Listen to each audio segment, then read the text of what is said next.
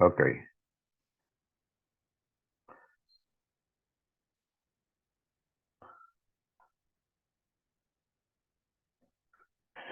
Esto, como ustedes pueden ver, es un dibujo que es de la época cuando se descubrieron los rayos X. O sea, prácticamente eso era lo que simbolizaba lo que era una radiografía, cómo se vería este señor en una radiografía. Este fue un dibujo de la época, de los 1800 y tanto por ahí. Ninguno de ustedes llegaron a conocer lo que se llamaba una cámara, esta es una cámara de cajón. Eso se usaba para cuando se iba a sacar la cédula, el primer documento, que era una fotografía que se procesaba ahí mismo, tenía un tanquecito con revelado, y lo mismo que la fotografía, lo mismo que la radiografía. Eso era lo que eso era, se la llamaban foto al minuto, pero ya ustedes saben, eso en poco tiempo se borraban, realmente no eran fotografías de mucha calidad, y prácticamente todo el mundo se parecía, porque daba muy poco detalle, pero bueno, eso era lo que había en esa época. Hoy ya con cámara digital es otro el tema.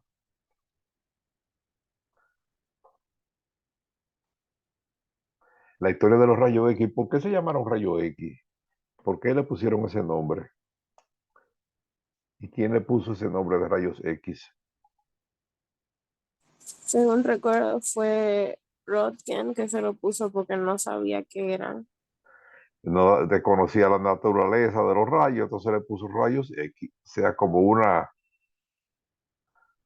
una forma de denominar algo que no se sabía, una incógnita en lo desconocido es lo X. Bueno, entonces los primeros trabajos, por supuesto, no fue Röntgen, se habían venido haciendo experimentos con la corriente eléctrica, la luz, el tubo, el vacío, los filamentos. Desde el 1785, William Morgan en Inglaterra, en Londres, haciendo circular corriente eléctrica a través de un conductor al vacío, veía que se producía una luz azulada. Bueno, esos siguieron trabajando, una luz color verde. Eso fue en 1785. Y en el 1895, en noviembre, el 8 de noviembre, creo que el 8 o el 9, Röntgen ya empezó a definir lo que serían los rayos X, como se llamaba en esa época. Él trabajando en Bavaria, él no era médico, era profesor de física de una universidad de Bavaria. Esa no es la primera radiografía, eso es montaje. La primera radiografía la vamos a ver más adelante, haciendo experimentos con el tubo de Crookes, como ustedes ven, un dibujo. Esta que viene ahora, esta sí es la primera radiografía, que fue la de la esposa de Rogen. Duró veintitantos minutos, ya ustedes saben. Miren qué calidad de radiografía, que prácticamente eso en esta época no servía para nada, pero en ese momento fue algo trascendental. Que hubiera una luz que atravesara el cuerpo humano y se proyectara una imagen. Eso inmediatamente, por supuesto, cayó la medicina, dio un giro dramático con este nuevo descubrimiento sobre todo en épocas de guerra para diagnóstico de proyectiles, de fracturas. O sea, fue realmente un aporte muy grandioso el que hizo Roger en ese momento a la medicina. Y también, por supuesto, después se fue integrando a las industrias para detectar fallos en las calderas. Es decir, se fue ampliando después para seguridad aeroportuaria.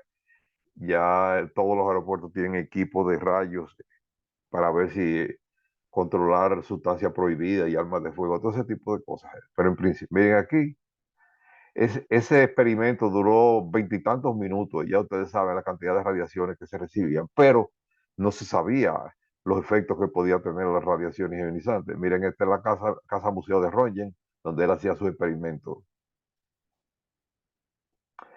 Aquí, como ustedes pueden ver, ya se le estaba dando un uso en el área militar.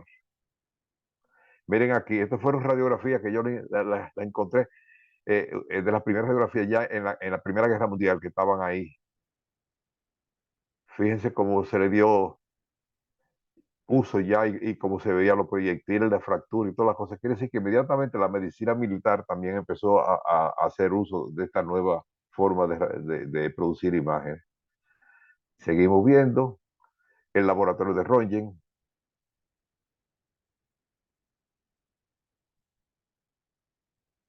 Es el famoso tubo de Krupp, donde se veía una luz verde azulada cuando circulaba corriente eléctrica a través de un conductor en un tubo al vacío. Se puso de moda también en las grandes zapaterías hacer radiografía de los pies para ver si tenían algún defecto y te daba una certificación que sí, que no tenían ninguna desviación. Mírenlo aquí. Por supuesto, eso fue una moda, pero eso no se podía mantener porque no tenía ningún sentido. Igual que le hacían también radiografía de la cabeza para saber si tenía enfermedades psiquiátricas o del tórax, del pecho, para ver si tenía buenos sentimientos. Todo fue un boom, por decirlo así, de la radiografía. Bueno, tenemos la radiología, la convencional, que es la que se usa todavía en parte. Allá también tenemos, en la escuela tenemos radiología digital, pero la convencional, que fue la primera, la digital y la digitalizada, que fue la conversión, por decirlo así, de las imágenes convencionales a digital. Pero bueno, la radiología digital se obtiene la imagen directa, como ustedes lo saben, porque es el mismo proceso que se usa por ejemplo, en las cámaras de los celulares. No tiene ya que pasar por el proceso de revelado, fijado, lavado, secado, todo. La imagen se tiene inmediatamente. La imagen la captura y la convierte directamente a una señal que se puede visualizar sin necesidad de tener que agotar el proceso de laboratorio. La radiología digitalizada, bien. Miren aquí, ya como la alta resolución que tienen la radiología digital. Mire esta última, esto es una radiología ya casi de la última generación. Fíjense cómo se ven los detalles de los músculos y de los huesos.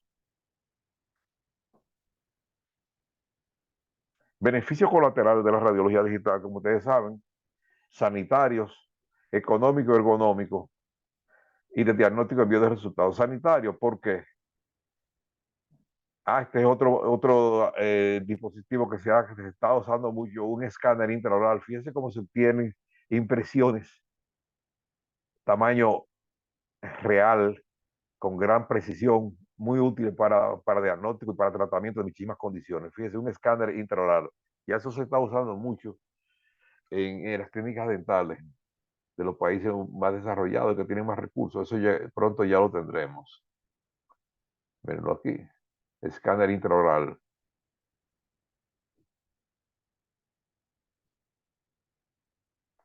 Bueno, como decíamos ahorita, beneficios de la radiología digital, menor dosis para el paciente y para el operador, porque se daña menos placa y es mucho más sensible el mecanismo que se utiliza para la toma de radiografía. Eso quiere decir que consecuentemente tanto el operador como el paciente van a recibir menor dosis. No vamos a caer como en principio, que eran 20 y tantos minutos para obtener una radiografía, cuando se hizo la primera de la esposa de Roña.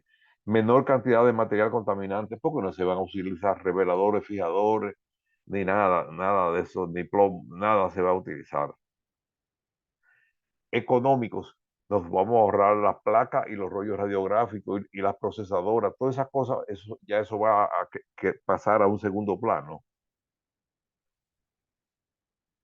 No hay que tener mantenimiento de equipo ni nada, ni se requiere cuarto oscuro. Ergonómicos, ustedes saben que los archivos digitales se pueden hacer, almacenar gran cantidad de placas radiográficas sin el riesgo de que se vayan a dañar, que se vayan a humedecer, que le vaya a caer cualquier un hongo, con un insecto, lo que fuere. O sea, los archivos digitales. En cualquier memoria USB o el donde fuera, uno puede almacenar una gran cantidad de información. Entonces, eso es otra ventaja y se localiza más fácil también, porque el método de localización de la imagen es más rápida que no ponerse a buscar radiografía una a una en un archivo. Como ustedes ven, menor necesidad de espacio e instalación. Otra ventaja también, ustedes mismos en la escuela se la envían a los celulares, la pueden enviar al paciente, la pueden archivar. Es decir, el manejo es mucho más fácil y tiene mejor contraste las imágenes digitales.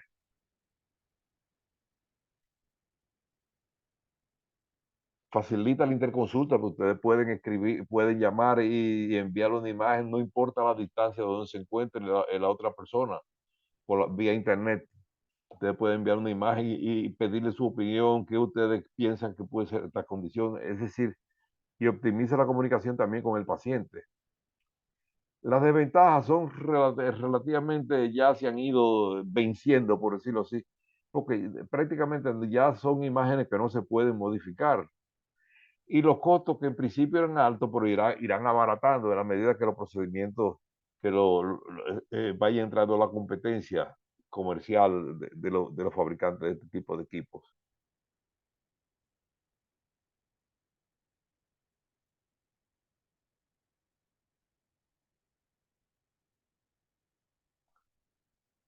Bueno, ¿cómo se producen los rayos X? Cuando los electrones son acelerados y frenados bruscamente. Se frena, pierde parte de su energía, esta se transforma en calor y se emite en forma de radiación. Como ustedes saben, ¿qué porcentaje de energía es que se convierte en onda efectiva y cuánto se pierde en calor? Vamos a ver. Un 1% más o menos. Eso es Esa, la exacta, efectiva. exactamente, Yeriani, Eso mismo yo iba a decir, 1% se exactamente, mueve y el 99% se en convierte en forma, calor. exactamente, muy bien, eso es importante saberlo, sí, muy bien. Por supuesto, en los países desarrollados y en nuestro, debe existir lo que se llama un control de calidad, porque se da la situación que uno se instala en cualquier plaza comercial sin la debida protección de plomo en las paredes y esas radiaciones se están regando en todo el centro y a lo mejor al lado hay una oficina y una secretaria o cualquier persona está recibiendo esas radiaciones sin saberlo. Es decir, hay que tener control de calidad para asegurar que haya mejor manejo de las radiaciones. Ustedes saben que esto era lo que era un tubo radiógeno con este filamento de tungsteno,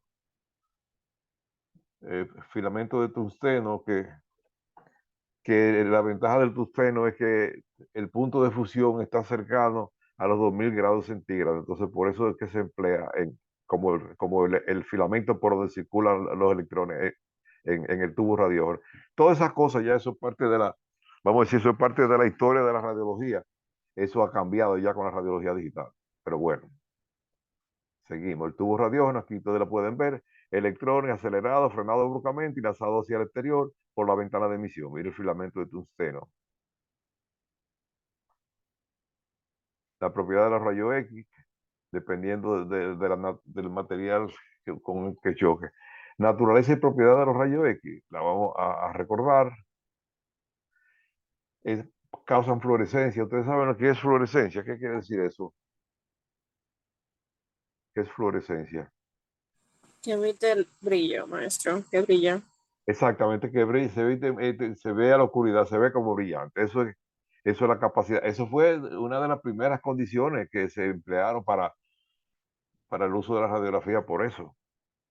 Atraviesan el cuerpo humano también, dependiendo ya de otros factores. Forma una imagen latente. ¿Qué quiere decir una imagen latente? Una imagen que Una imagen está, pero no se invisible. puede ver. Una imagen que no se puede ver hasta que no se revele, ¿verdad? Exactamente. Eso es una imagen latente, que está contenida en la radiografía y no es visible hasta que uno no la lleva al proceso de laboratorio. Muy bien. También la número 4, aparte de su uso para producir imágenes, también otro tipo de radiaciones, de rayo X, se utilizan en radioterapia, que es para tratamiento de tumores malignos. Son invisibles, es decir, ni se oye, ni se huele, ni se toca, ni se ve, ni nada. O sea, no se pueden detectar por ninguno de los sentidos. No tienen masa ni peso y viajan a la velocidad de la luz, 300.000 kilómetros por segundo. No tienen carga, viajan en línea recta, pero se pueden dispersar. Pues, viajan en ondas y tienen longitud de onda corta con una frecuencia alta. Veremos adelante que se prefiere la de longitud de onda corta porque tiene mayor capacidad de penetración y hace menos daño. Pueden causar cambio biológico en las células vivas. De ahí que se utiliza en radioterapia, pero también pueden producir cambios. Aquí vemos que los rayos X no podemos olerlo, escucharlo, tocarlo, verlo, ni degustarlo. No tienen sabor, ni olor, ni color, ni nada. No podemos ver los sentidos, ni ninguno de los sentidos. Otro tipo de radiaciones, por ejemplo, los rayos gamma se utilizan para esterilizar material quirúrgico que no se puede hacer por la vía del autoclave por esterilización química. Entonces, estos rayos gamma sobre todo se utilizan para prótesis, guantes quirúrgicos y esos materiales que no se pueden esterilizar por la vía, por los mecanismos tradicionales. Como dijimos ahorita, se prefieren los rayos de longitud de onda corta porque tienen mayor poder de penetración y hacen menos daño a los tejidos circundantes.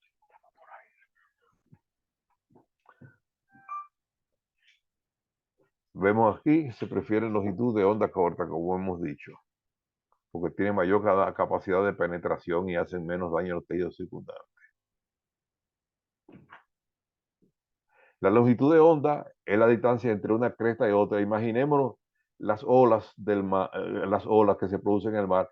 La cresta es la punta de cada ola. Entonces la distancia entre una cresta y otra es lo que se llama la longitud de onda. Por supuesto, estamos hablando de dimensiones ultra pequeñas, o sea que solamente se pueden con el ultramicroscopio, eso no se ve a simple vista. Eso va a determinar, como hemos dicho, la capacidad de penetración. Nos quedan 10 minutos, como ustedes saben. Volvemos otra vez.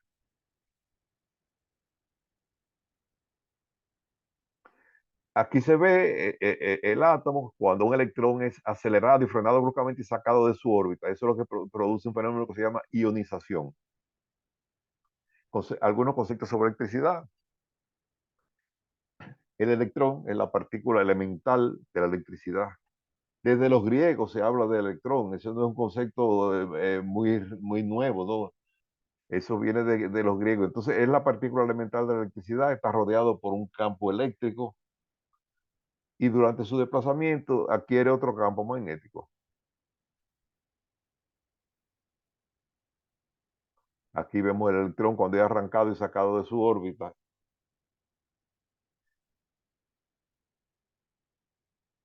La molécula es la parte más pequeña de un material que conserva sus propiedades físicas y se puede dividir en átomos. La palabra, ¿ustedes saben lo que quiere decir la palabra átomo? ¿Qué quiere decir eso? ¿Qué es átomo? El prefijo A, ¿qué quiere decir? Atípico, anormal, asintomático, ¿qué quiere decir el prefijo A? Dime, Yerani. Doctor, yo puedo decir que un átomo es la unidad fundamental de la materia ¿Y qué más? La unidad y que es fundamental. una partícula pequeña e indivisible. ¿Verdad que sí? Eso era indivisible hasta que hicieron la bomba atómica. Y cuando hicieron la bomba atómica se dieron cuenta que el átomo sí era divisible y tenía un grandísimo poder destructor. Para que ustedes vean, o sea, esa palabra ya prácticamente, lo que tú dijiste está muy bien, esa es una definición muy correcta, pero te quiero decir que ya con la bomba atómica se cayó el concepto de indivisibilidad del átomo. Porque miren el poder de una bomba atómica que la que lanzaron en Hiroshima, que todavía ahí no crece nada. Eso acabó con toda la vida, tanto animal como vegetal, como de todo. Aquí tenemos el proceso inverso. El mouse está moviendo al man. El ratón está usando al hombre para mover la computadora. Bueno, aquí algunos principios: tensión o potencial, que es la tensión, es la capacidad para desarrollar un trabajo. Y resulta cuando los electrones chocan entre sí, cuando intentan pasar a través de un conductor, mientras mayor cantidad de electrones intentan pasar a través de un conductor, mayor será la tensión. Sería lo mismo, por ejemplo, los tapones que se arman en las calles por la cantidad de vehículos. Mientras mayor cantidad de vehículos hay mayor tensión. Así mismo pasa con los electrones, que cuando se juntan, chocan, y así mismo como vemos en el tránsito diario de nuestra ciudad. Hay mayor tensión. Mientras mayor cantidad de electrones, más intensa es la fuerza que lo va a separar. Es decir, mayor es el choque, mayor es el conflicto que se va a generar. Menor tensión, eso mismo, menor cantidad de electrones que intentan pasar a través del conductor. Mayor tensión, mayor cantidad de electrones.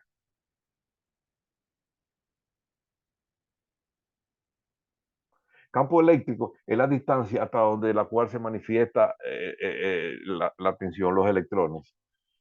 Eso lo vemos en algunos sitios de hay bancos de transformadores que te dice que se mantenga lejos porque los electrones, al igual que una olla hirviendo, pueden, por decirlo así, pueden saltar y producir sus efectos. Vamos a verlo aquí.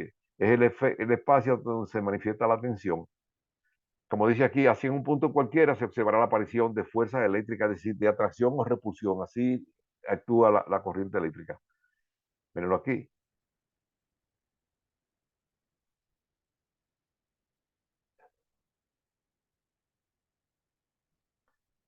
Corriente eléctrica es el desplazamiento de los electrones a través de un material. ¿Cómo se llama ese material que permite el paso de los electrones? ¿Cómo se llaman esos materiales? Conductores. Exactamente. ¿Y cuáles son los mejores conductores? Los metales, los plásticos, la porcelana. ¿Cuál es el mejor conductor? ¿El plástico o un metal? ¿Cuál de los dos es el mejor conductor? O el Un metal. metal. Metales. Los metales, y de los metales, los mejores conductores son cobre, oro y plata. Pero por supuesto, ni el oro ni la plata se pueden usar como alambre, y el cobre es porque también tiene que tener propiedades de ser dúctil y variable, es decir, se pueden poder doblar y convertir en alambre, porque por ejemplo, el acero no se puede hacer un alambre así para conductor, el zinc, hay muchos metales que no permiten, que no son dúctiles y maleables, entonces los que reúnen esas características mejores son cobre, oro y plata, pero por razones de costos. Corriente eléctrica, el desplazamiento de electrones, que va a correr siempre de uno hacia el otro. Esto va a correr del negativo al positivo. Aquí ven los electrones como van.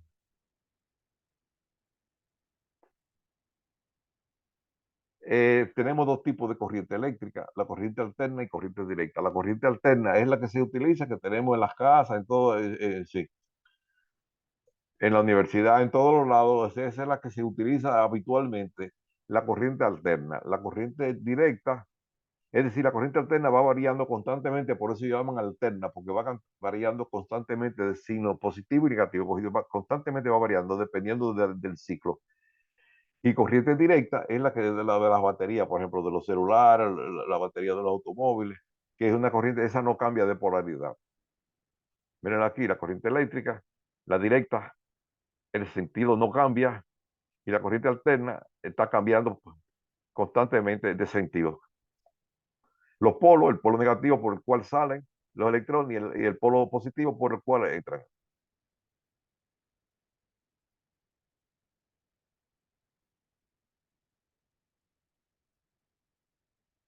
Los conductores de la electricidad, según su comportamiento, pues dice así, se pueden clasificar en buenos o en malos conductores.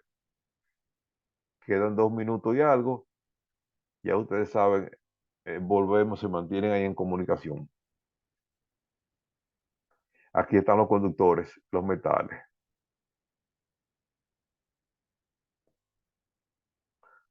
La fuerza electromotriz se refiere a la diferencia entre los potenciales de los dos puntos de un circuito. Eso se expresa en voltios. También se puede llamar voltaje o tensión. Intensidad o amperaje es la cantidad de electrones que circulan a través de un conductor durante un segundo. Eso es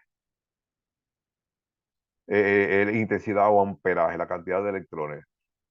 Eso sería, vamos a decir, la cantidad de gente que puede entrar en un autobús o en o automóviles que pueden circular a través de una vía de tránsito. Entonces, mientras mayor cantidad de electrones pueden entrar, entonces mayor será la intensidad. Mientras menor cantidad, menor será la intensidad.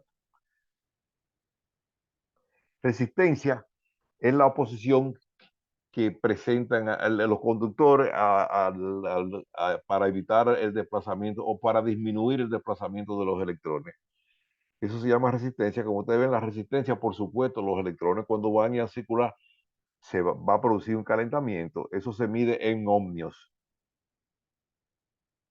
Lo que dice ahí, resistencia es la oposición que presentan los materiales al paso de una corriente eléctrica. Se simboliza por una R y su unidad es el ohmio. La resistencia es directamente proporcional a la longitud e inversamente a su sección. ¿Qué quiere decir eso? Por eso ustedes ven que, menos de un minuto, por eso ustedes ven que los alambres para esa resistencia de estufita y cosas de esas son relativamente largos, le dan mucha vuelta para que los electrones tengan que chocar entre sí y eso genera calor, lo hacen muy largo y lo hacen relativamente fino para que todavía al intentar pasar se genere mayor calentamiento. Es decir, largo y fino. Por eso dice directamente proporcional a su longitud e inversamente a su sección. O sea, lo hace lo más fino que permita.